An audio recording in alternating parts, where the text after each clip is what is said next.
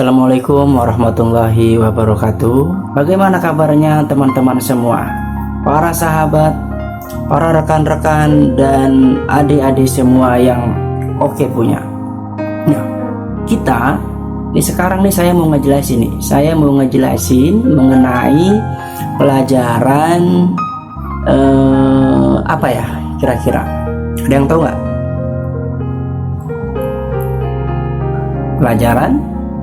Pelajaran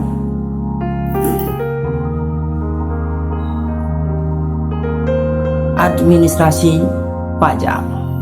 Betul, mantap semuanya. Kita tetap semangat untuk menyimak video penjelasan ini ya. Mudah-mudahan kalian bisa membantu nih, biar lebih jelas, biar lebih mantap lagi, biar lebih sukses lagi, biar lebih menambah pengetahuan kita semua, biar menambah keilmuan teman-teman semua, adik-adik semua. Simak, panteng terus penjelasannya, dan jangan lupa subscribe, like, and share. Supaya apa? Supaya video-video selanjutnya, penjelasan-penjelasan selanjutnya tidak ketinggalan. Dan jangan lupa klik tombol notifikasinya. Oke, kita simak penjelasan berikut ini. Go!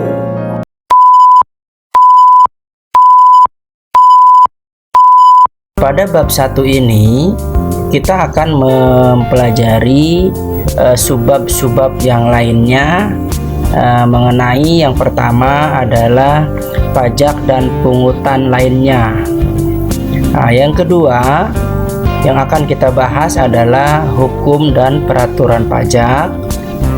Setelah itu kita lanjut lagi ke poin yang ketiga atau C, mengenai jenis pemungutan pajak. Nah, setelah yang C kita lanjut ke subbab yang D, tentang tata cara pemungutan pajak. Dan lanjut lagi ke poin yang kelima atau yang E, membahas mengenai pemungutan pajak. Nah, jadi di bab 1 ini kita akan membahas 5 subbab ya. Di dasar konsep dasar perpajakan kita akan membahas atau mempelajari 5 subbab. Baik, itu gambaran umum mengenai apa yang akan kita bahas di bab 1. Kita mulai saja di poin yang pertama, yaitu pajak dan pungutan lainnya. Nah, pada poin yang pertama pun di subbab pajak dan pungutan lainnya, kita akan membahas mengenai beberapa poin. Salah satunya yang pertama adalah definisi dari pajak itu sendiri. Yang kedua, pungutan selain pajak. Dan yang terakhir, fungsi dari pajak. Nah, ini untuk subbab yang A kita membahas 3 poin. Nah, kita mulai saja untuk poin yang pertama, yaitu definisi pajak. Nah, ini definisi pajak kita ambil dari beberapa tokoh. Sebetulnya banyak sekali ya definisi-definisi pajak yang disampaikan oleh beberapa tokoh, namun saya ambil hanya beberapa saja. Yang pertama adalah Dr. Suparman Sumahamidzaya. Menurut beliau, pajak adalah iuran wajib berupa uang atau barang yang dipungut oleh penguasa berdasarkan norma-norma hukum guna menutup biaya produksi barang dan jasa kolektif dalam mencapai kesejahteraan umum. Nah, ini menurut Bapak Dr. Suparman. Nah, kita ambil dari penjelasan ataupun definisi menurut Undang-Undang Nomor 16 Tahun 2009 tentang ketentuan umum dan tata cara perpajakan di pasal 1. Nah, Menurut undang-undang ini, pengertian pajak adalah kontribusi wajib pajak kepada negara yang terutang oleh para orang pribadi atau badan yang bersifat memaksa berdasarkan undang-undang dengan tidak mendapat imbalan secara langsung dan digunakan untuk keperluan negara bagi sebesar-besarnya kemakmuran rakyat. Nah, jadi menurut definisi ini secara umum sebenarnya adalah sama, di mana pajak ini adalah suatu kewajiban ataupun suatu keharusan yang dilakukan oleh penguasa atau pemerintah kepada wajib pajak. Nah, wajib pajak sendiri ini ada yang namanya pajak orang pribadi dan ada juga yang disebut dengan wajib pajak badan. Nah, badan ini maksudnya bukan badan orang. Badan yang dimaksud adalah organisasi, instansi, perusahaan misalnya, ya, perusahaan secara umum seperti itu yang namanya badan ini. Nah, ini dan pada saat membayar pajak, si wajib pajak ini tidak mendapatkan imbalan. Tidak mendapatkan imbalan secara langsung seperti kayak orang belanja. Kita bayar, kita dapat. Itu tidak seperti itu untuk pajak. Tapi kita menyerahkan yang memang sekiranya tarif pajak itu sendiri kepada pemerintah, dan si wajib pajak ini tidak mendapatkan imbalan secara langsung, tapi mendapatkan apa? Mendapatkan fasilitas-fasilitas nantinya. Kenapa? Karena uang yang dibayarkan pajak yang dikumpulkan oleh pemerintah ini nanti akan dialokasikan untuk membiayai keperluan negara yang sebesar-besarnya untuk kemakmuran rakyat. Ya, seperti kita sudah merasakan misalnya ada pembangunan jalan, ya, fasilitas umum misalnya pasar, rumah sakit dan yang lain-lain. Nah, ini salah satunya biayanya adalah dari pajak itu sendiri. Nah, seperti itu definisinya.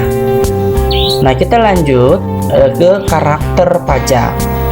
Nah, karakter pajak ini diambil dari definisi yang tadi, sehingga dapat disimpulkan bahwa karakter pajak itu memiliki karakter yang pertama adalah sifatnya memaksa.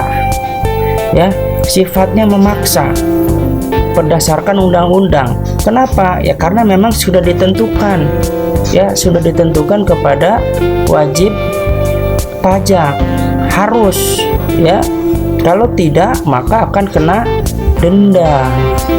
Nah, ini yang kedua, tidak mendapat jasa imbalan balik perseorangan yang dapat ditunjukkan secara langsung.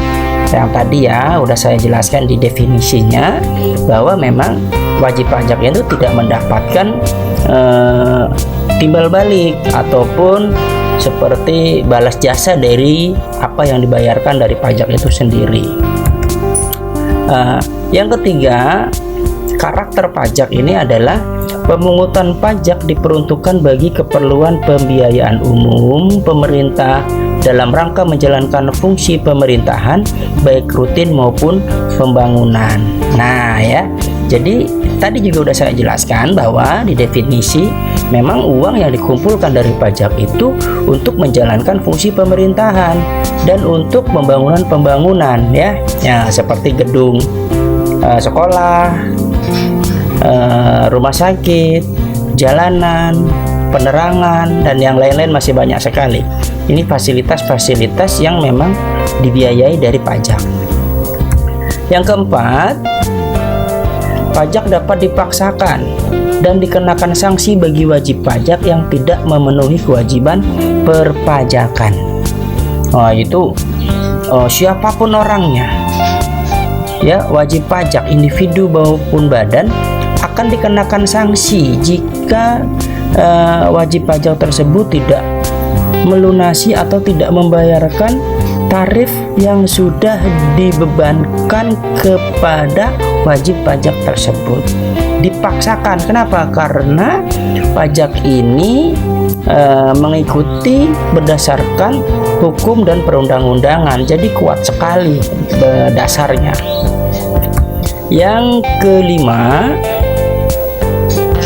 sebagai alat untuk mengatur kebijakan negara dalam lapangan ekonomi dan sosial.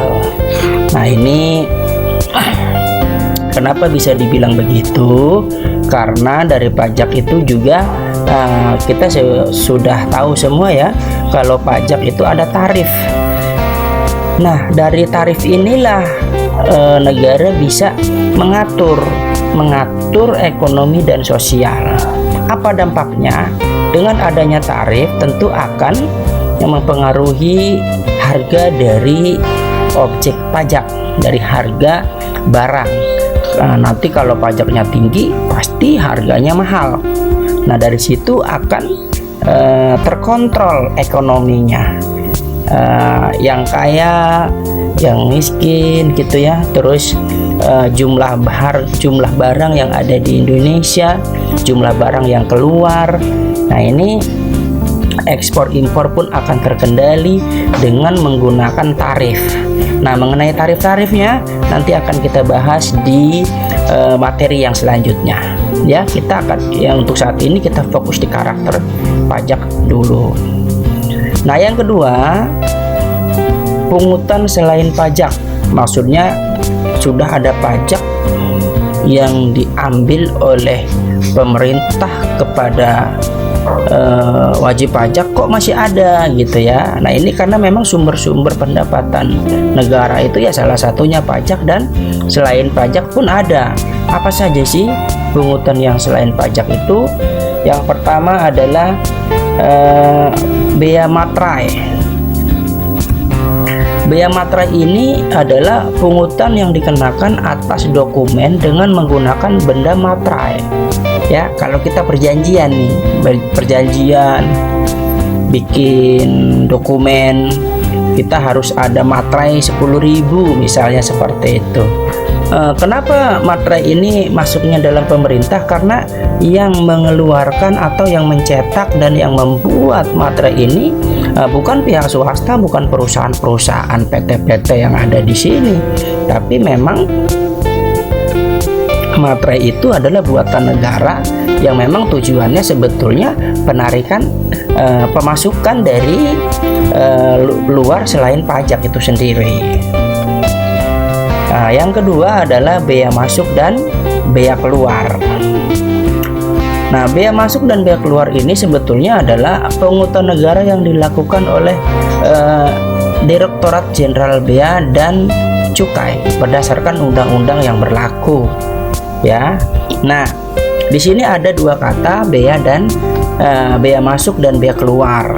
Bea masuk ini maksudnya adalah pungutan yang dilakukan oleh pemerintah ke dalam daerah pabean atau daerah yang memang sekiranya dikenakan hal-hal yang semacam itu berdasarkan harga, nilai, dan tarif tertentu. Jadi kalau memang sekiranya ada barang yang masuk kayak ekspor impor begitu ya, kena bea masuk. Nah, terus ada yang namanya bea keluar. Bea keluar ini pungutan yang dilakukan oleh atas barang yang dikeluarkan pabean berdasarkan tarif yang sudah ditentukan, kayak ekspor. Nah, contoh misalnya gini, kalau kita beli barang dari Singapura atau kita mengeluarkan barang ke Singapura, nah ini kena seperti itu ya. Jadi kayak bea masuk dan bea keluar, kena tarif seperti itu. Berapa ininya, tarifnya itu tergantung dari barangnya ya. Nah, yang ketiga adalah cukai. Nah, cukai ini adalah pungutan yang dikenakan atas barang tertentu yang sudah ditetapkan untuk masing-masing jenis barang tertentu yang mempunyai sifat atau karakter yang ditetapkan berdasarkan Undang-Undang Nomor 11 Tahun 1995 tentang cukai. Nah, kalian pernah ngelihat rokok ya? Pernah? Nah, di rokok itu dibungkusnya ada pita cukai. Nah, ini ya. Nah, apakah cuma rokok? Ya tidak. Nah, tentu ada barang-barang yang lain selain rokok. Hanya saja biar gampang ya. Biar gampang menjelaskannya, yang gampang yang ada di lingkungan kita sajalah. Nah, ini cukai seperti itu. Nah, tapi tidak semua barang kena cukai. Kenapa? Karena hanya barang-barang tertentu yang sudah ditentukan, ya, dari baik jenis ataupun dari barangnya. Nah, yang keempat adalah retribusi. Nah, retribusi ini adalah pungutan yang dikenakan sehubungan dengan suatu jasa atau fasilitas yang diberikan pemerintah secara langsung dan nyata kepada pembayarnya. Nah, apa saja sih? Nah, retribusi di Indonesia ini sebenarnya adalah sudah diatur oleh Undang-Undang Nomor 34 Tahun 2000 tentang pajak daerah dan retribusi daerah, yang sudah diubah dengan Undang-Undang Nomor 28 Tahun 2009, di mana pengertiannya adalah retribusi adalah pungutan daerah sebagai pembayaran atas jasa atau pemberian izin tertentu yang khusus disediakan dan atau diberikan oleh pemerintah daerah untuk kepentingan orang pribadi atau badan. Nah, pungutan retribusi ini menggunakan surat keputusan retribusi daerah, biasanya yang disebut dengan Perda, Pergub, dan Perbuk, atau wali kota, ya, peraturan daerah, peraturan gubernur, peraturan bupati, atau wali kota. Ini retribusi. Kalau retribusi ini kita kalau menggunakan gitu, parkir, ya, retribusi jalan kayak masuk tol, ya. Nah, ini kita langsung mendapatkan fasilitasnya, dan ini menjadi sumber masukan dana kepada pemerintah, yang dananya digunakan untuk pembiayaan rutin ataupun pembangunan dari pemerintah itu sendiri. Nah, yang ketiga adalah mengenai fungsi pajak, ya. Nah, yang sudah saya jelaskan juga tadi bahwa pajak merupakan sumber pendapatan negara untuk membiayai pengeluaran baik yang rutin ataupun pembangunan.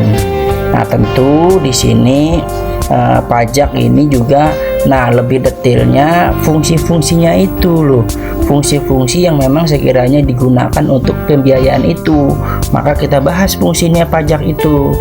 Nah, yang pertama adalah fungsi anggaran atau budgeter.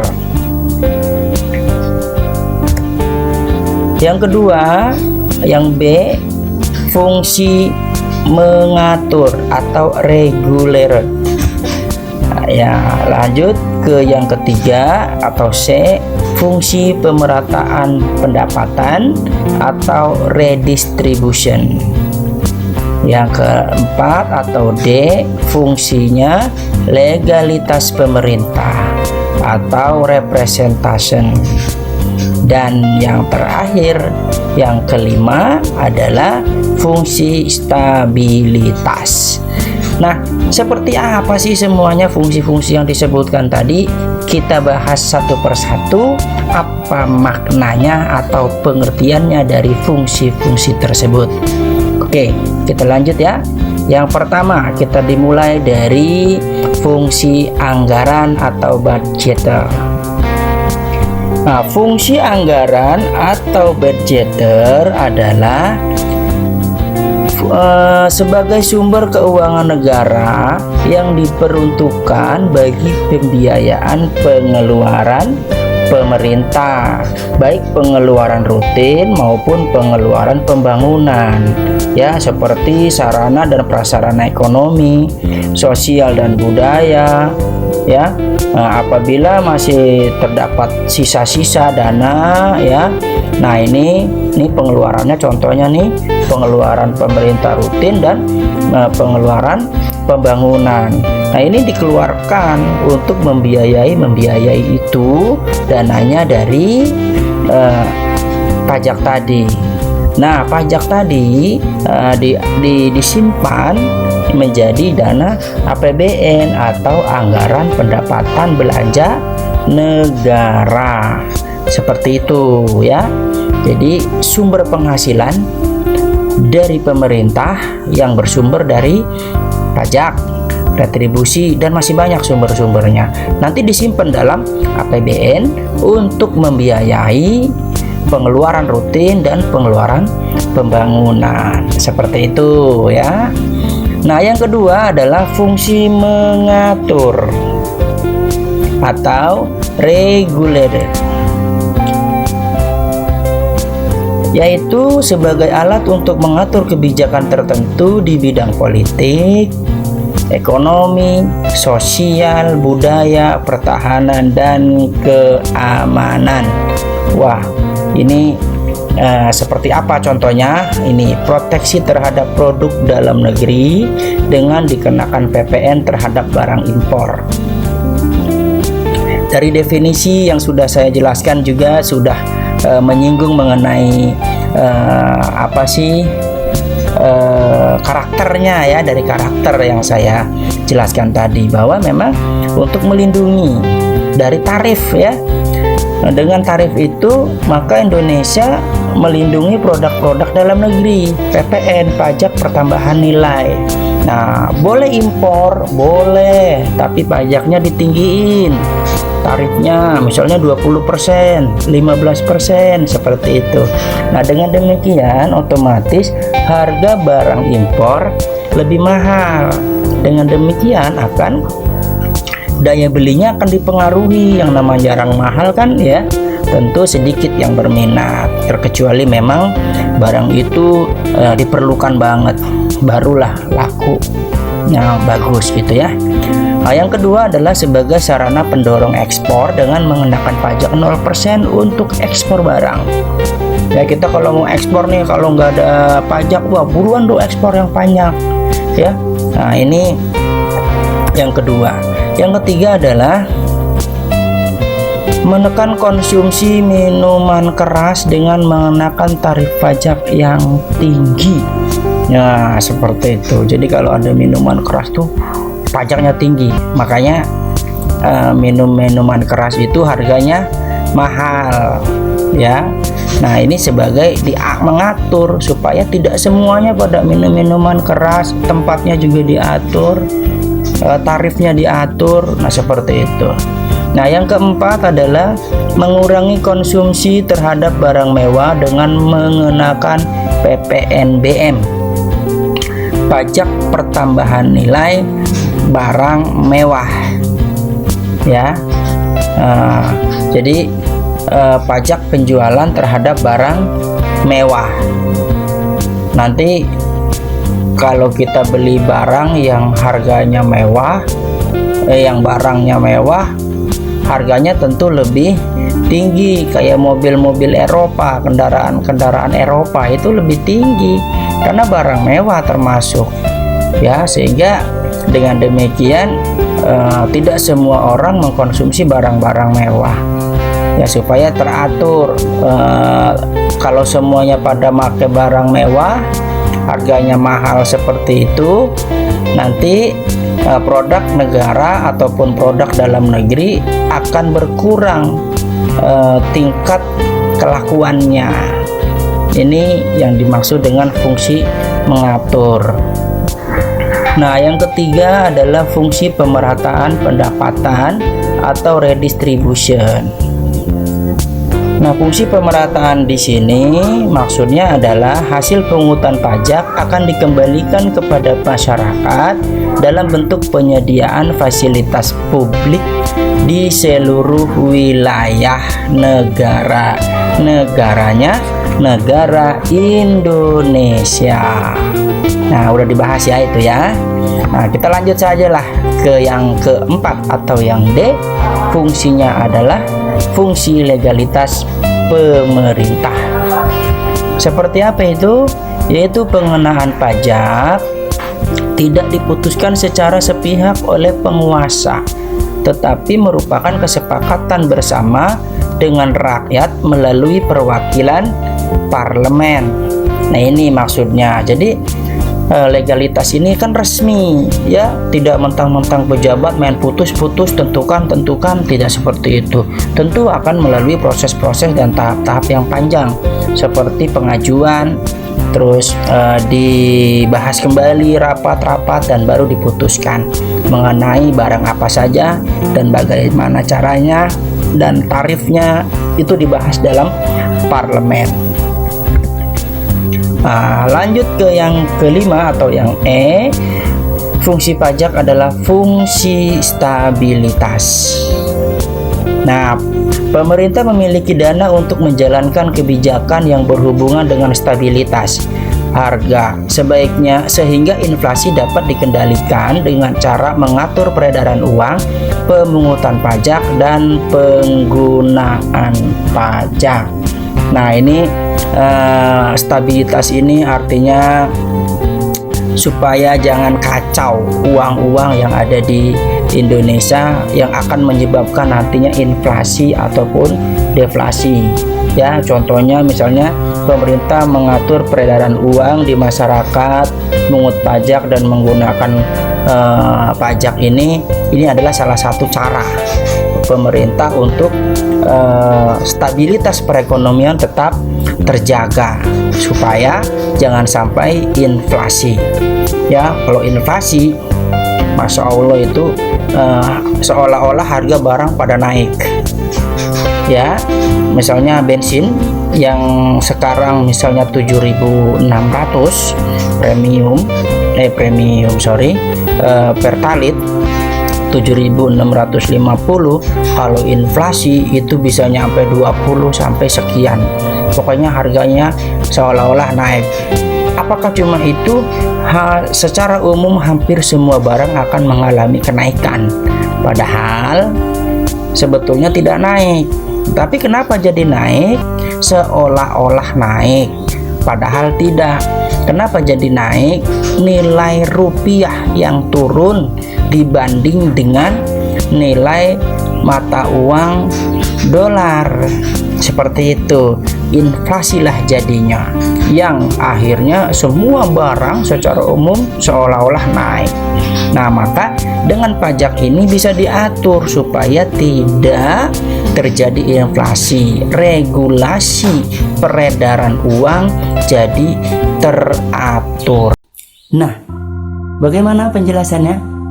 Mudah-mudahan video penjelasan yang tadi dapat membantu dalam memahami materi-materi yang kalian butuhkan tadi. Nah, jangan lupa kalian simak video-video selanjutnya supaya tidak ketinggalan video-video selanjutnya. Maka kalian harus subscribe, like, and share, dan aktifkan tombol notifikasinya supaya kalian tidak ketinggalan pada saat video terbaru hadir. Oke, sampai jumpa. Assalamualaikum warahmatullahi wabarakatuh, sahabat-sahabat yang oke.